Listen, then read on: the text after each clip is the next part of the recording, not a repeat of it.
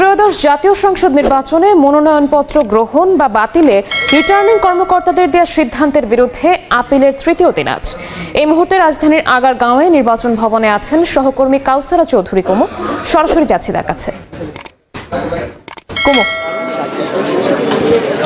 সারা দেশ থেকে দেয়ার রিটার্নিং অফিসারের সিদ্ধান্তের বিরুদ্ধে আপিলের তৃতীয় দিন চলছে আজ।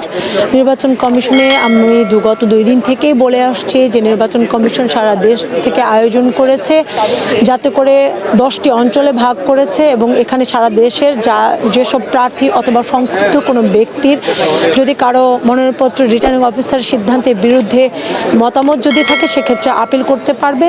আজও করছে। গত 2 দিনে প্রায় 164 জন করেছিল। আজকে আমরা দেখেছি সকাল থেকে এখন পর্যন্ত প্রায় 27 জনের মতো আপিল করেছে এবং বেশিরভাগই কিন্তু করছে যাদের মনোনয়নপত্র বাতিল হয়ে গেছে তারাই মূলত আপিল করছেন। ছোটোখাটো ভুল আছে এবং তাদের অভিযোগ করছে বিশেষ করে এইসব সম্ভাব্য প্রার্থীরা যে একই প্রার্থীর ক্ষেত্রে বিভিন্ন রকম বিবেচনা করা হয়েছে, অর্থাৎ প্রশাসন অথবা রিটার্নিং কর্মকর্তা তাদের নিরপেক্ষতা বজায় রাখতে পারেনি। সেক্ষেত্রে প্রার্থীর চেহারা দেখে এবং দল দেখে মূলত সিদ্ধান্তগুলো নেওয়া হয়েছে, এ ধরনের অভিযোগ করছে যারা বিশেষ করে আপিল করতে এসেছেন। আমরা এটাও দেখেছি অনেকের মনোনয়নপত্র বাতিল হয়েছে, কারো দ্বৈত নাগরিকত্বের কারণে, কারো দেখেছি যে আয়কর রিটার্ন দাখিল করতে পারেননি এবং সবচেয়ে বেশি যেসব কারণে প্রার্থিতা বাতিল হয়েছে সেসবগুলো হলো দ্বৈত যে 1% ভোটের কারণে।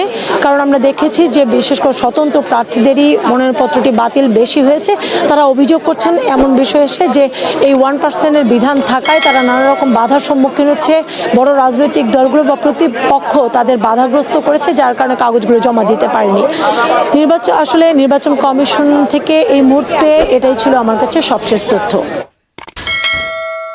আগারগাঁও নির্বাচন ভবন থেকে সরাসরি যুক্ত হয়েছিলেন সহকর্মী কাউসারা চৌধুরী কুমু।